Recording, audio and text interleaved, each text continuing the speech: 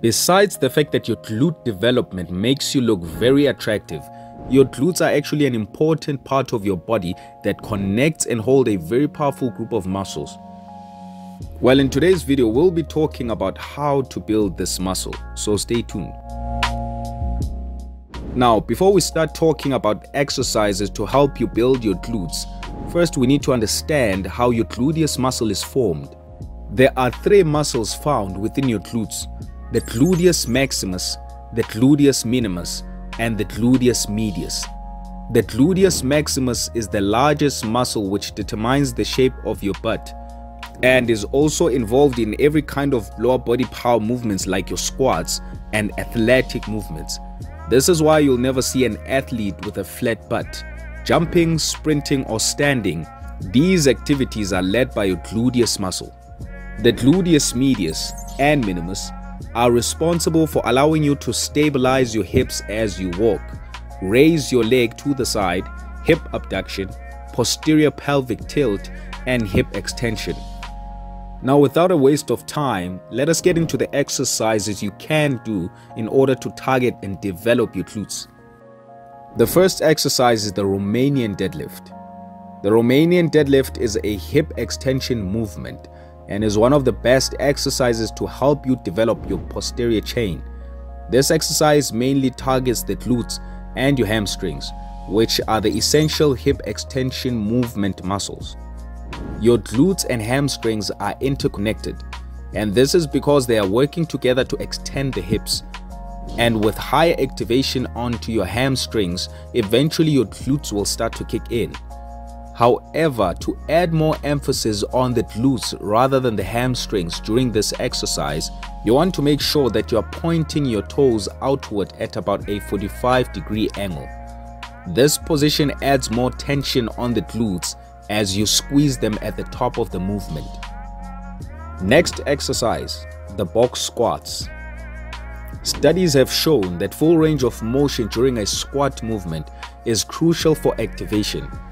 Unlike the traditional squats, the box squats don't compensate for full range of motion, which is what you typically need in order to activate your quads, the full range of motion.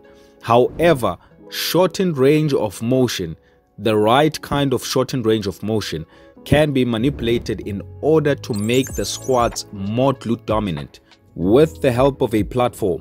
In order to further increase glute activation during the partial squat, position yourself in a way that your toes are out at about 45 degrees, ensuring that your feet are at a wide stance. This helps increase hip abduction.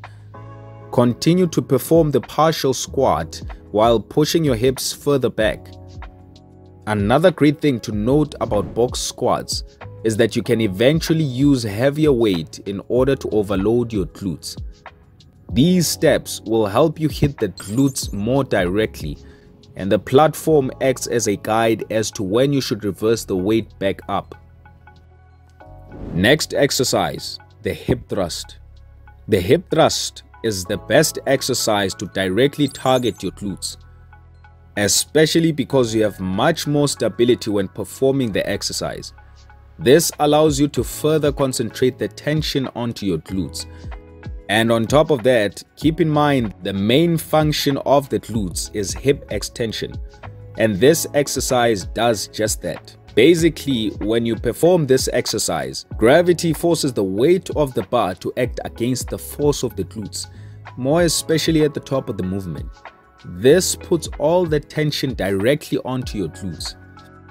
Although studies have recently shown that there's much more growth added to your glutes during the traditional squat, adding this exercise to your workout means adding more volume, which generally amps up the growth of your glutes even further.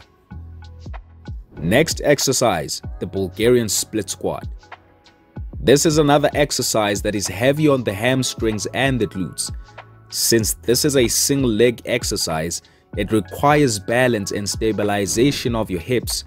This ultimately leads to your glutes activating in the process in order to help you maintain balance throughout the movement.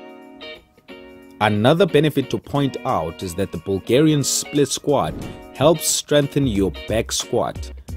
adding at least a single rep more to your back squats according to studies. Next exercise, rounded back hyperextension. This exercise traditionally targets your lower back, but there are tweaks that you could incorporate in order to make it more glute focused. By keeping your toes outward at about 45-degree angle, thus externally rotating your hips, bending your knees slightly, rounding your lower back ever so slightly, and tightening your glutes at the top of the movement, you're well on your way to hitting your glutes with this exercise.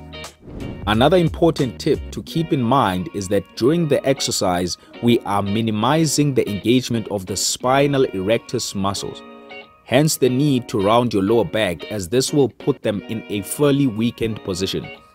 You also want to make sure that you stay within your active range of motion of your glutes, maintaining the tension. Going too low will eventually engage your spinal erectus muscles. Next exercise, the deadlift. There are two types of deadlifts. You have the conventional and sumo deadlifts. Sumo deadlifts require a wide stance, and this helps keep your back upright with a shorter range of motion, and this ultimately leads to less work.